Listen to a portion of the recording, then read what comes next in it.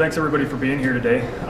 We got a pretty good little coalition here for a pretty important bill, I think. So, my name is Casey Knutson. I'm state representative for House District 33.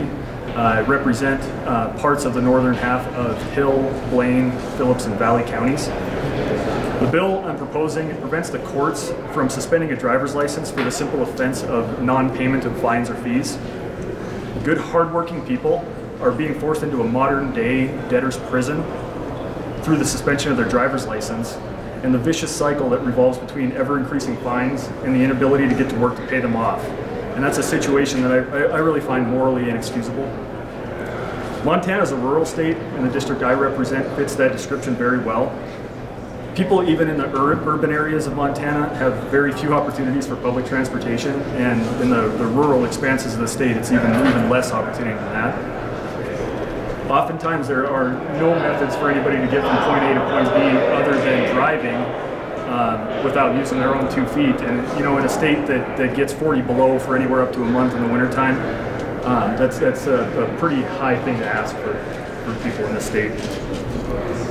Government does not need to be making it any more difficult for people who want to be able to work to get to work. And we certainly shouldn't be using these ever-increasing fines and fees to fund our government. With the help of all these organizations that have come in on this bill, as well as the entire House of Representatives and the Senate, I'm very optimistic we can make Montana an even more desirable place to work and live in. It might look like kind of a strange coalition standing up here today, but I believe the diverse groups coming forward to help get this bill across the finish line just goes to show the severity of the problem we're trying to fix and how important this legislation is for the people of Montana. I'm going to hand it over to the ACLU now, as well as Americans for Prosperity, so they can talk about this bill and how it's going to help make Montana a better place to live. Thank you, Representative. I think Representative Knutson hit the crux of the issue right on the head, which is that if you're going to ask people to pay fines and fees, you better do everything you can to make sure they can get to work so they have money to pay those fines and fees. At a practical level, I think it's important for people to know what this bill will do for Montanans and what the bill will do for Montana's justice system.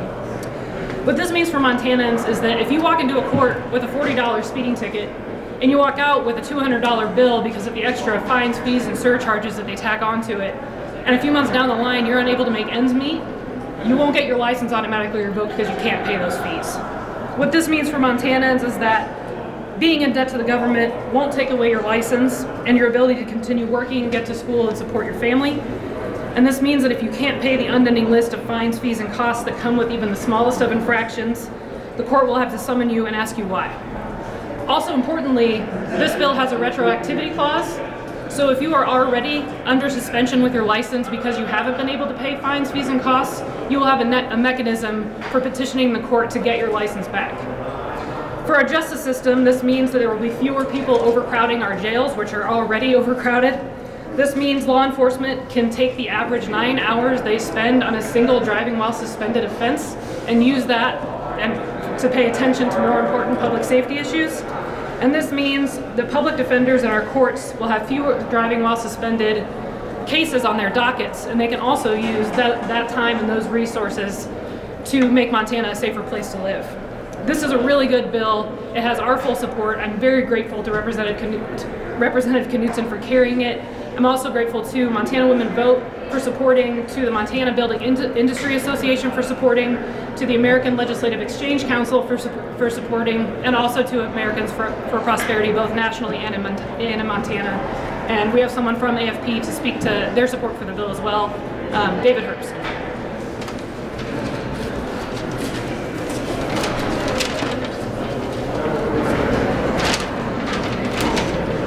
Good morning. My name is David Herbst. I'm the State Director of Americans for Prosperity Montana.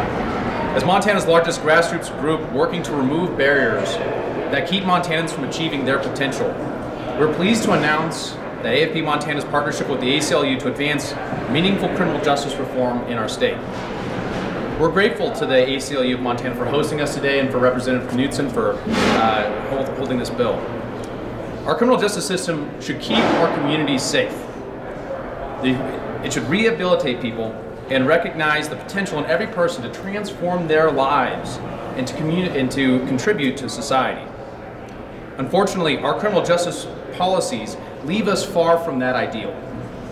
They criminalize poverty and disproportionately harm minorities and low-income communities. This is evident in Montana's current policy in suspending driver's licenses of men and women who are unable to immediately pay court fines and fees when they are incurred. This is a counterproductive policy, disproportionately affects low-income Montanans who need a reliable mode of transportation if they are to work to pay those fines. In addition to the burden the law imposes on those affected, there's little evidence that the policy in any effective way for the state to collect outstanding debt. It's time to change this unjust and outdated policy. Thankfully, the Montana legislature has an opportunity to do just that with LC 606. It would put an end to this misguided license suspension policy, allowing folks with unpaid fines to maintain their means of transportation and generate income, which will enable them to pay back their fines in a timely manner. The ACLU of Montana and AFP Montana certainly don't agree on every issue, but when it comes to removing barriers to opportunity for individuals who want to pay their fines that they owe and be productive members of society, there is no disagreement. We're pleased to partner with the ACLU of Montana and lawmakers to work towards a justice system that holds public safety but affords people the second chance and opportunities to transform their lives and be productive members of their communities. Thank you very much for your time, and we'll be happy to take some questions.